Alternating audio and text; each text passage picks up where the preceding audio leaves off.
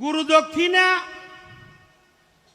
এটা ভিক্ষাই কর, পীর মুর্শিদে যেটা দেয় এটা ভিক্ষাই কর। এটা আরবিতে এটাকে নজরানা বলা হয়, এটাকে হাদিয়া বলা হয়। গুরু দক্ষিণা মা এটা না, গুরু দক্ষিণা আর একটা জিনিস। গুরু দক্ষিণা তোমার বলতে যেন কোনো কিছুই না থাকে, এটাই হলো গুরু দক্ষিণা। আমিত্ব সত্তাটাকে মুর্শিদের চরণ কমলে আত্মহুতি করতে হয়। এই আমিত্ব সত্তাটাই হলো প্রকৃত গুরু দক্ষিণা। কোন তালাতে কাবা বাইতুল্লাহ তোয়াব করে আরেফ বিল্লাহ, 7 সমুদ্র 13 নদীর ধারা বহিতেছে, মাঝে মাঝে চর পড়িয়া বসতি করেছে। আমি তো জানি না দয়াল, শুধাইতেছি তোমার কাছে। তোমার বাবা যদি এক ফোঁটা পানি তোমার মায়ের মাতৃদেহের মধ্যে না দিত, তাহলে সেখানে চর পড়তো না, সেখানে চর পড়তো না। সেখানে চর পড়ছে, এই চরের মধ্যে থেকেই তোমার জন্ম হয়েছে। একটা কথা তোমারে কইলাম।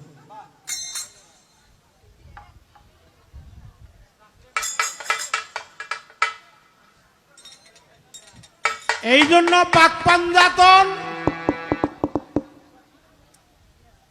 নূরে নবী, নূরে নবী। তোমার মধ্যেও নূর আছে, আমার মধ্যেও নূর আছে। মায়ের মধ্যে থাকে নীর, বাবার মধ্যে থাকে নূর, নূরে নবী। এই নূরের কর্ম করছে যারা, নবীর দেখা পাইছে তারা।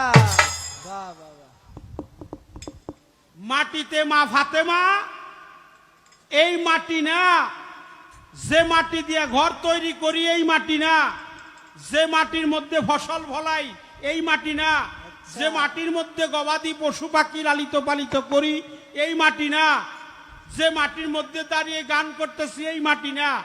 মাটি ছাড়াও মাটি আছে, যাই না নিও তোমার পীরের কাছে। ওই মাটির কর্ম যারা করে তারাই নিরামিষ খায়। নিরামিষ কি সবাই খায়? না না না, একজন আছে খালি নিরামিষ খায়, বছর না ঘুরতেই তার পোলাপান হয়। এইরকম নিরামিষ আমাদের দেশে আছে। বছর বছর নিরামিষ বাইরে। অপরাধ মাফ করবেন, আমি কিন্তু কারো বিরোধিতা করতেছি না না না, আমি যা কমু সত্য কথা, সত্য কথা তিতে। হাদিসের 1 নাম্বার কথা হলো আল হাক্কু মররুন, সত্য তিক্ত, তিতে করা। এটার সত্য কথা বলে গেলাম। যারা মাটির কর্ম করে তারা কোনোদিন আমিষ খায় না, এটা যে কোনো ঘর আছে। আর এই সব কর্ম যে সব ঘরে আছে, মাটির কর্ম, নূরের কর্ম, ফুলের কর্ম, ফলের কর্ম, মহামাংসের কর্ম, এই সব কর্ম যে সব ঘরে আছে, হ্যাঁ গো, ভক্তের সংখ্যা খুব কম। কথা সত্য। কেক একটা বানায়, হ্যাপি বার্থডে টু ইউ, হয় না? কয় কি না? কয় কয়। মোমের বাতি একটা জ্বালায়, অনেকটি জ্বালায়, 4-5টা চতুর্দিকে জ্বালাইয়া দিল। যার নামে জন্মদিন হইল, হ্যাঁ রে কইল, হ্যাঁ কইব, সবাই যারা কইব আর করতালি দিব, হ্যাপি বার্থডে টু ইউ। হচ্ছে যাই যার জন্মদিন, হে ওই ফু দিয়ে বাতি নিবা, ফু বাতি দিল নিবে। আচ্ছা আচ্ছা, বাতি যদি হ্যাপি বার্থডে টু ইউ মানে ওর ভবিষ্যৎ উজ্জ্বল হোক। আচ্ছা, উজ্জ্বল তো হবেই, বাতি নিবাইলে কি উজ্জ্বল হয়? আরো অন্ধকার হইল। তাই মা যারা জন্মদিন করে তাদেরকে আমি মানি, শ্রদ্ধা করি, ভালোবাসি, কিন্তু এখানে কেক খাওয়ার পায় তারা।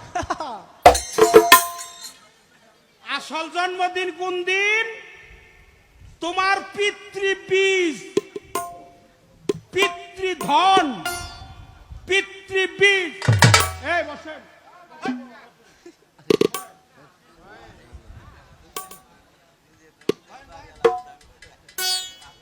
কি জানি বলতেছিলাম, হারিয়ে ফেলছি।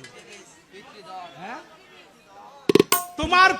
তোমার পিতার পিতৃধন, হ্যাঁ পিতৃবীজ, এই সত্তা যেদিন তোমার বাবা আচ্ছা তোমার মাতৃ গর্ভে দিয়েছিল প্রথম, যেই বস্তুতে তুমি সৃষ্টি হইছ, ওই দিনই তোমার জন্মদিন।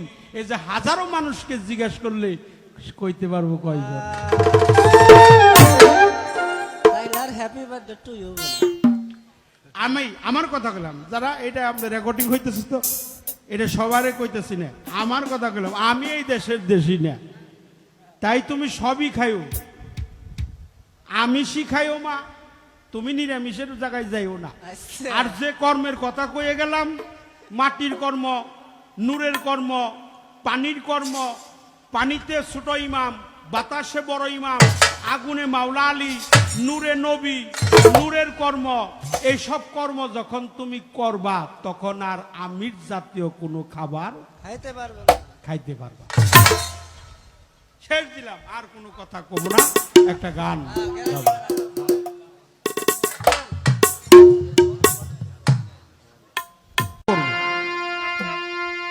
এই গানটা আমাদের জিক্কা শরীফের দেওয়ান আব্দুল আজিজ আল চিস্তি নিজামি রহমাতুল্লিল আলাই ফকরে নূর, তারই লেখা একটা গান তোমার শোনা। গানটার মধ্যে কিছু বিতর্কিত কথা আছে, আমাকে কিছু বলবেন না। এই গানটা যে লেখছে আমি শিখছি, এই জন্য গাই। তোমার পীর কি? তোমার পীর হলো তোমার স্বামী।